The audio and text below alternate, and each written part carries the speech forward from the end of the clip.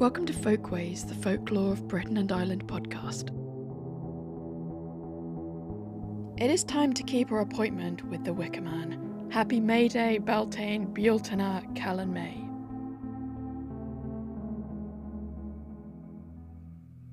Let's travel first to the heart of Europe. You may well have heard of the name Walpurgis Night, describing the last evening in April. Walpurgis comes from an Anglo-Saxon saint. Saint Walpurga was born around 710 in what is now England. In 870, her relics were moved to Eichstätt on the 1st of May, and this became her feast day. Pilgrims soon reported that a healing oil, the Walpurgis oil, exuded from her bones, said to cure rabies, whooping cough, and other ills. Saint Walpurga was invoked against pests, disease, and witchcraft.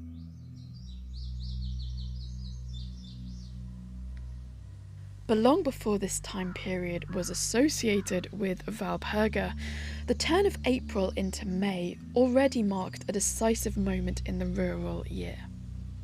This was when winter ended and summer began in practical terms.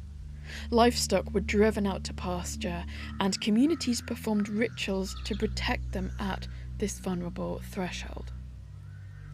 Early May was when survival depended on the health of herds and the success of the coming season.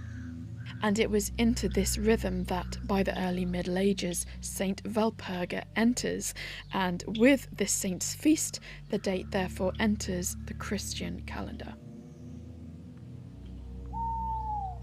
And there's another fascinating layer, which is that by the early modern period, the eve of May Day had taken on a far darker reputation in parts of Central Europe.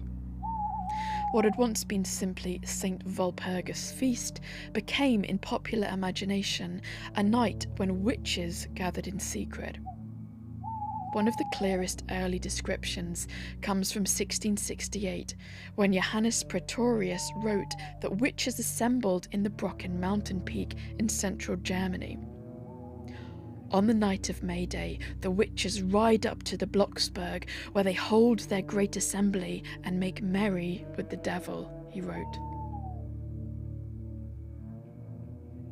A century later, Goethe would bring the scene vividly to life in Faust, describing how the witches ride to Brocken's height, the stubble yellow, green the grain, there gathers many a motley wight. By this point, the night had firmly become Hexennacht, the witches' night. You're listening to Season 5, Episode 2, Summer is a-Comin' In.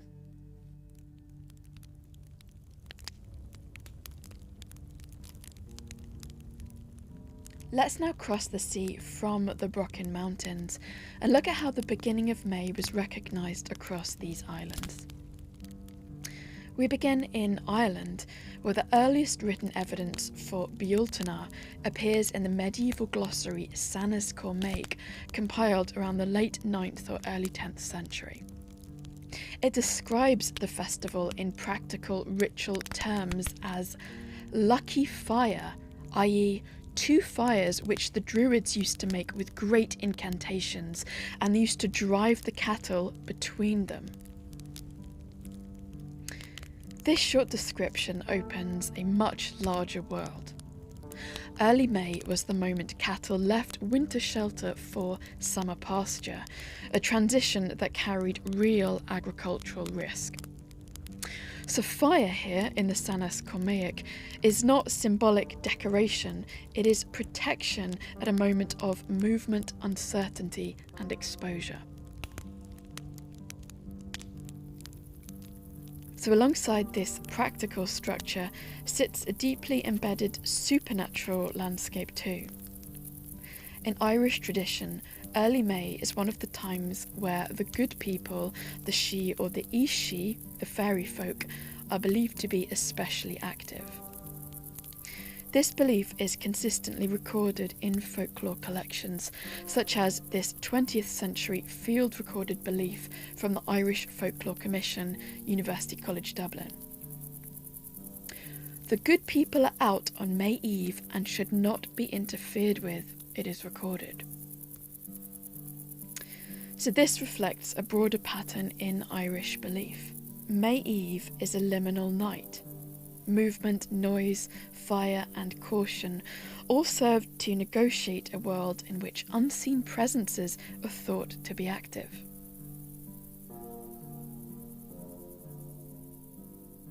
This theme is somewhat mirrored in Beltane or Beltane's exact calendar opposite, Samhain, Halloween, where, again, especially in Ireland, we see serious supernatural threats that people must navigate at this time. There's a curious reflecting back of this theme, therefore, across the year, Samhain and Beltane. Other recorded traditions describe the handling of fire remnants. The ashes of the May bonfire were often kept and spread on fields or around cattle. Again, from the Irish Folklore Commission UCD, quote, "The ashes of the May fire were kept and scattered on the fields." This was not symbolic nostalgia, it was agricultural protection, extending the power of the fire into the year ahead.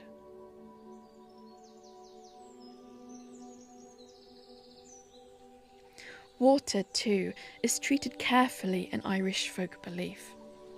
A widely recorded tradition warns against giving water away on May Eve, expressed in various regional forms as the idea that it would carry away a household's luck. May morning dew also appears repeatedly in folklore as having special properties. May dew was believed to bring health and beauty.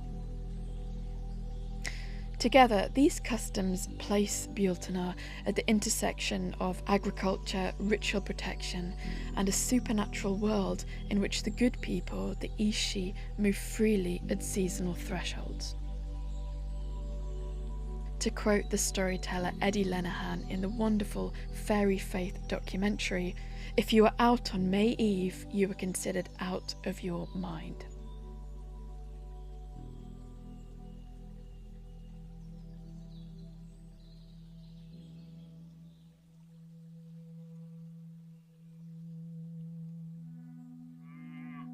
Across the Irish Sea in Scotland, fire at the beginning of May is once again central, especially in relation to cattle and seasonal movement into summer grazing. One of the most important early descriptions comes from the 18th century traveller Thomas Pennant, who recorded in his Tour of Scotland 1770, "A fire is kindled in every village and all the cattle are driven through it." This describes Beltane as a communal protective rite, once again, shared across entire communities.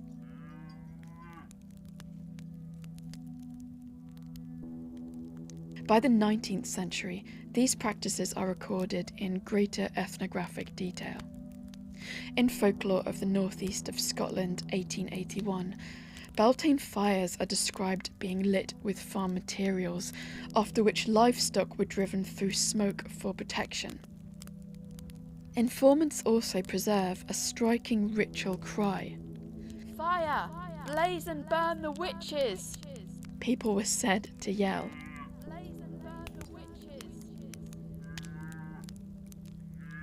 Like in Ireland, Scottish Gaelic tradition also preserves a strong sense of seasonal vulnerability to unseen forces at the beginning of May. This is reflected in protective prayers and blessings, such as is recorded in Carmina, Gadelica, literally Songs of the Gaels, compiled by Alexander Carmichael in 1900.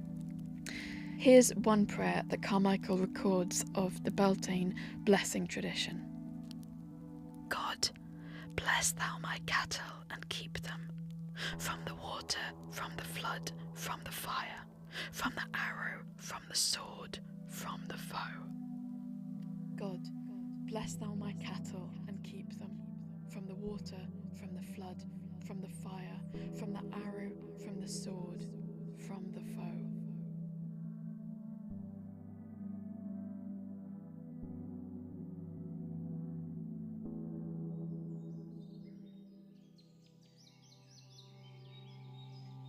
In England, May Day customs move away from fire-based protection and more towards greenery, procession and public festivity. From the 13th century onwards, ecclesiastical sources complain about people bringing in the May. I just love that this is a complaint, that people are bringing in the May.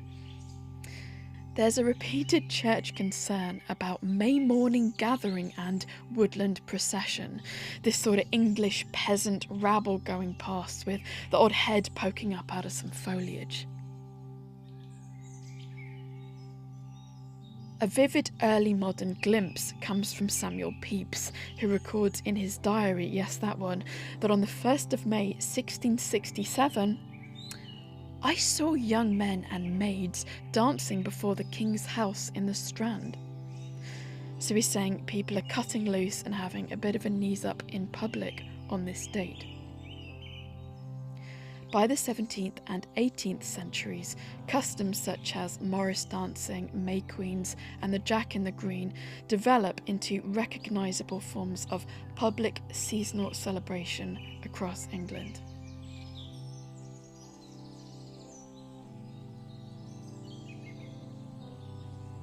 In Wales, May Day appears as Calan Mai and forms the counterpoint to Calan Gaeaf in November. Each 1st of May, according to the tale of Culhwch ac Olwen around the 10th century, the undying heroes Goethe and Gwyn ap Neath were fated to do battle. And it was on May Eve in the 11th century of Padstow that a demon stole newborn children and animals in the land of Dyfed. Medieval Welsh poetry describes celebration around decorated poles and seasonal greenery, suggesting that structured May festivities were already part of late medieval Welsh cultural life. Ethnographic records describe Coilcirth, bonfires lit in parts of Wales, particularly Glamorgan, as part of, again, seasonal transition and purification practices, as we've seen in Ireland and Scotland.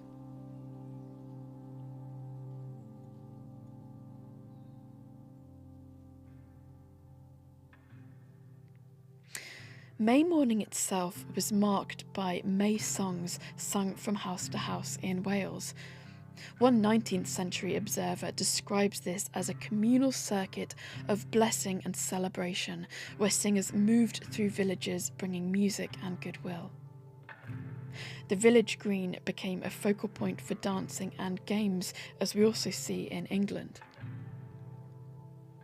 In North Wales, the Gadelica procession added a performative layer, decorated branches, music and playful disguise moving through the community as an embodied arrival of summer itself.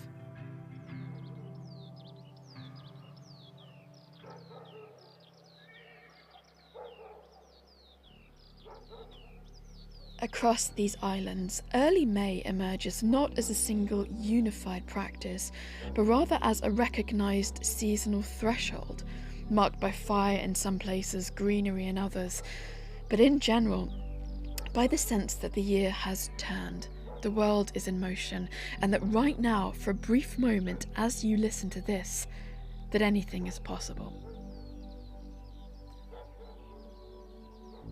And I don't like to exclusively put it in a past tense because the celebration still lives. Today you'll still see maypoles on English village greens and Beltane fires in Scotland, just as two examples. You know, we need these points in the calendar to remind us that we are connected to the cycles of nature. We're not separate from them, which seems to be increasingly encouraged. You know, it's just got nothing to do with this, everything happening out there behind our glass windows. To see us out, here is Alan Lomax's iconic look at the May Day traditions of Padstow, Cornwall, Obby Oss from 1953. As you may well know, the Padstow May Day celebrations are still going to this day and are a huge event, and the old Oss is still trotted out. Alright, let's play the tape.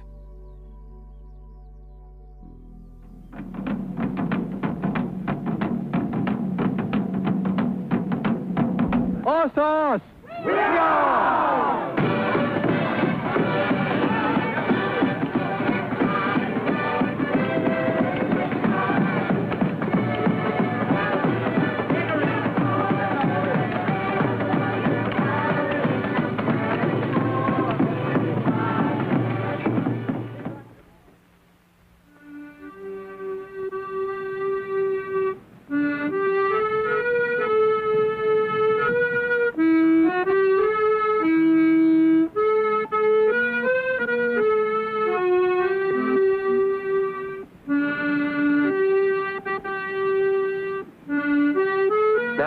I first saw Padstow from the hill, framed by silver sycamore trees.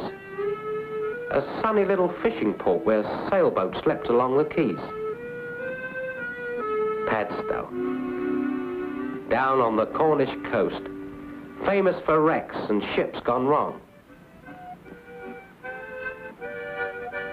Today, the harbour is sanded up, and the fishing fleet stays home. Here, miss, I'd like to see this Obby Oss that dances here on the 1st of May. Here, wait. Please come back, young lady. Yeah, I've scared her. Now, what did I say? And then, I twigged this sailor, sitting lazy in the evening sun, playing a strange old melody on his old accordion. You look to be a native, son. I hate to interrupt your funny song, but could you tell me about this Obby Oss and how the whole thing's carried on? I'm the secretary of the All Oss party, and I lead the music on May morning. Charlie Bate is my name. Now, about this Obby Oss in Padstow, nobody don't seem to know the origin of it. Some people say it's 2,000, 3,000, some say it's 4,000 year old.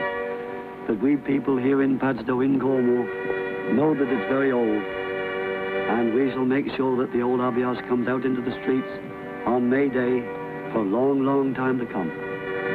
Now, if you want to see the old Obby Oss come out, come up with me now and see the whole box of tricks. Come on.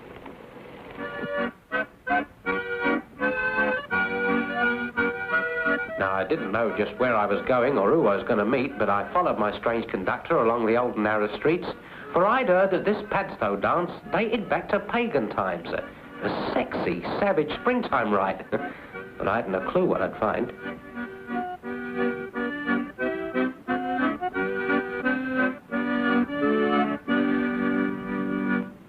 Come on in and meet the boys. They're sort of warming up for May Day.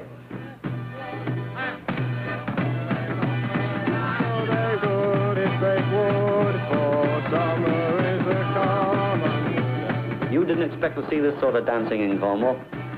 Real good stuff, isn't it? Come on, over and have a drink. Hey, Charlie, where's this Obby Oss? Well, it's right in front of your nose. Those two lads will both be playing the horse tomorrow.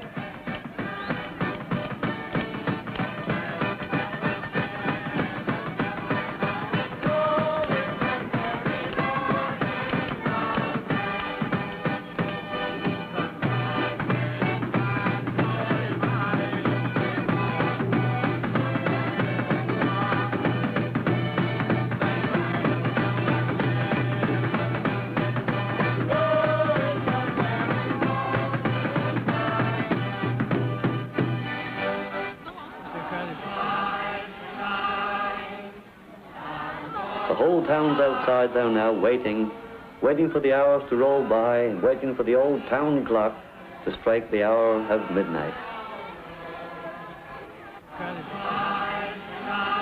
Now, this here Oss cult, so the scholars say, was one of our religions when we lived in caves. I can't say whether it's Druidic or Neolithic, but you've got to admit this Padstow Oss dance is pretty terrific.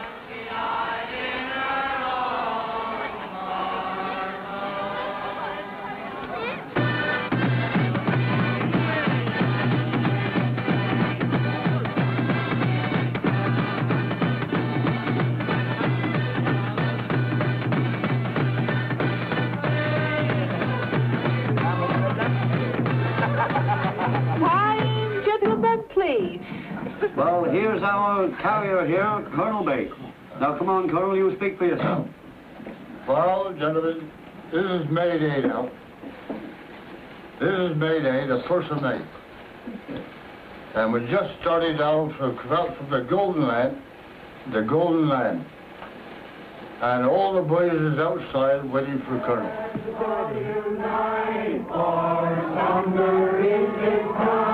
As soon as we hear the town clock strike the hour at midnight, our RC choir starts singing the night song. There's Mrs. Cooch, the landlady of the Golden Lion, and her daughter Winnie. Rise up, Mrs. Cooch, and gold be your ring, for summer is a come unto day. And give to us a cup of ale, and the merrier we will sing in the merry morning of May.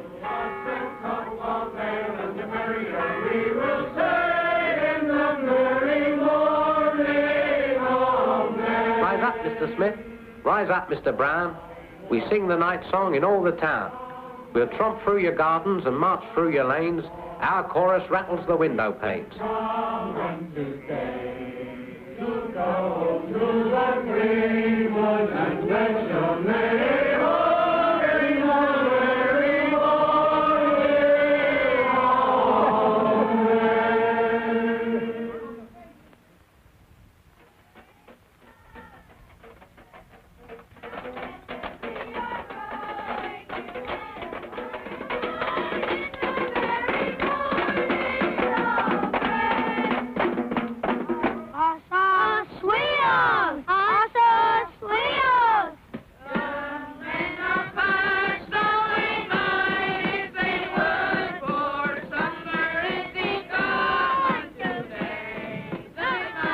Rattling their tins and banging their drums, the kids tell Padstow that May Day has come. While deep in the woods, where they can't be seen, the horse committee cuts the fresh May green. On the sly like. You got to get permission, you know, from the squire herself, see? But sometimes you take French leave. Well, I was go up once, and the steward, he come along, and I was up a tree, and he said, what are you doing up there? Well, I said, what do you think I'm doing up here? Cutting sycamore, aren't I? He said, you'll hear more about this. I said, do what you can for me. I said, you killjoy. Hello there, Charlie. Good morning. I see you're up early this morning. We've been on for hours now, decorating the town. I warn you, young men, everyone, for Cutting down sycamore and ash boughs, bring them down through the street, making them fast around the telegraph poles down outside the Golden Lion. the May home in the merry morning of May. Old Colonel's in charge of that part of it, but the rest of us, we've got to get the maypoler. Got to get the garlands all fixed up and hanging, primroses, cowslips and bluebells. The children, they've been out this past week picking all these spring flowers from the meadows. And if you look out of the windows from 10 o'clock onward on May the 1st, you'll see Padstow outside of the Golden Lion. And when I say Padstow, I mean Padstow, Padstonians. And after bidding you welcome, I must say a word of thanks to our squire, Mr. John Priddle-Broon. Hey, Charlie, who's this? Oh, this is Mr. Chapman, our local greengrocer. He's in charge of all the decorations for the Obby Oss. Well, when can we see this horse? They're just leading them out of the stable now at the back of the Lion. How you feeling, Colonel? Laddie, that's my day. There's no one in the world will never stop me from May Day. Ah, because I really love it. I love May Day. That's my day, because, you know, the gentleman's, you know, around in plenty of ale, you see. Hey, what does that contraption weigh? Well, I dare say it weighs 3/4 underweight. Oh, it is hard work. I no mistake about it. When I jump inside of it, I dare say in less than a quarter an hour, I can wring out a pint of beer out of my shirt. Pretty hot in there, eh? What? Hot? Oh, very, very, very hot. Oh, my God, it's not to kill you. And now we come to the question of our oldest member, who is 84, Old Mac. And I don't expect anybody that's in the crowd now can remember the old Oss coming out without him. But he's here again today, though he's sitting at the back of the golden lion in his bath chair. But he's come down specially to see that the Oss is brought out correctly. And that reminds me that at about 80 years ago, some of the most influential people in Padstow did everything possible to prevent the old Oss being brought out.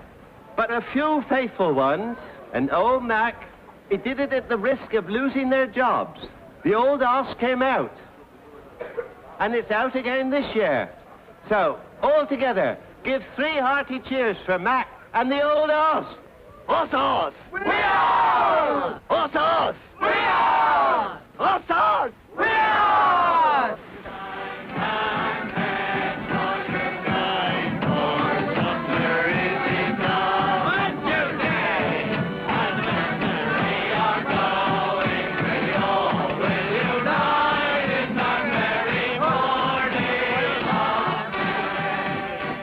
Old Mac, he's 84 now, and his dancing days are over. And he's handing the club over to his little grandson, Willie.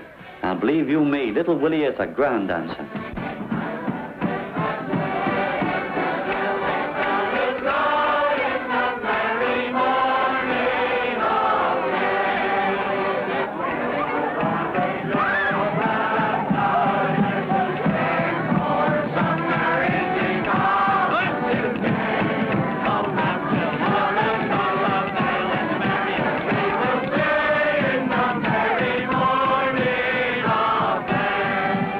Then we take the traditional route, turn left outside of the Golden Lion, and we go up Church Lane, right up Place Hill, then down to Oak Terrace.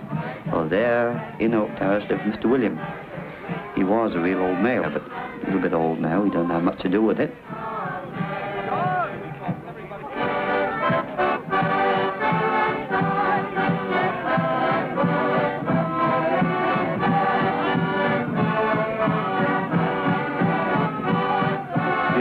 Folk of Padstow, they wouldn't feel right at all the year. If the horse didn't come and visit them on May morning, they'd just kind of feel neglected. Unite and let us all unite, for summer is a-coming today, and whither we are going, we all will unite in the merry morning of May.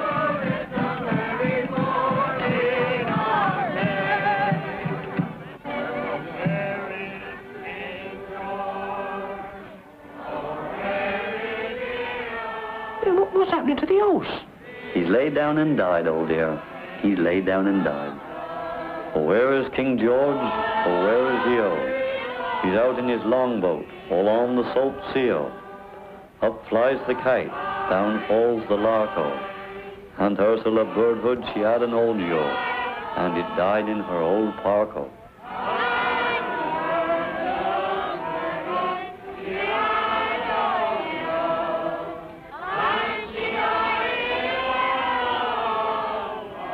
Death and resurrection. The thump of that club is a springtime sound that brings the crops up out of the ground.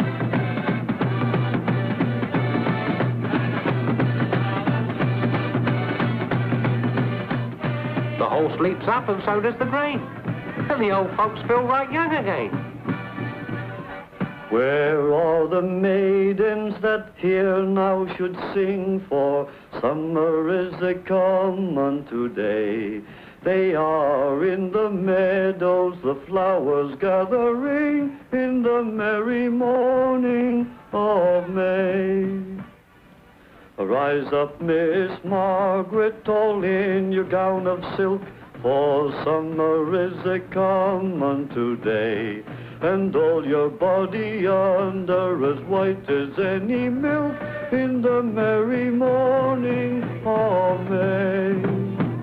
Horses! We are! Horses! We are!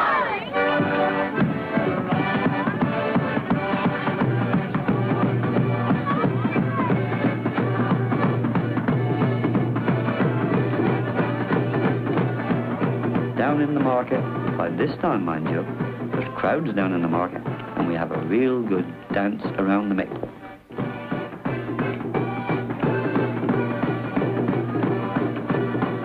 Watch Margaret there. She's a real Padstonian.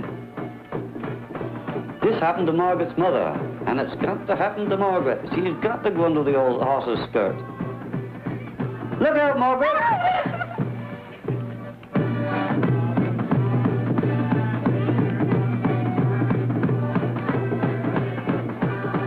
In the old days, the horse was covered with tar, and if a girl got the tar smudge on her, they did say that that meant the girl would be married by Christmas.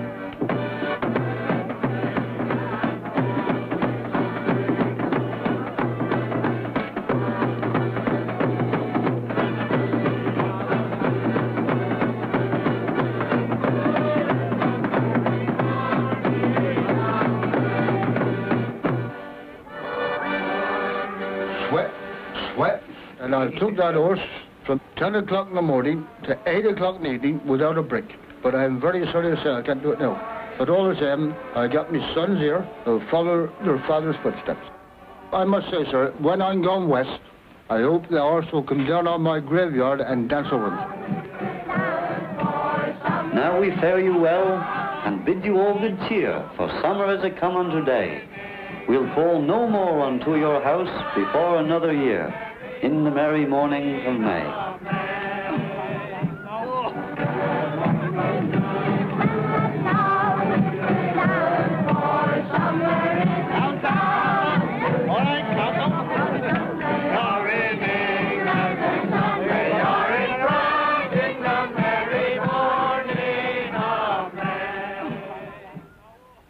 Hey, that was a nice tune.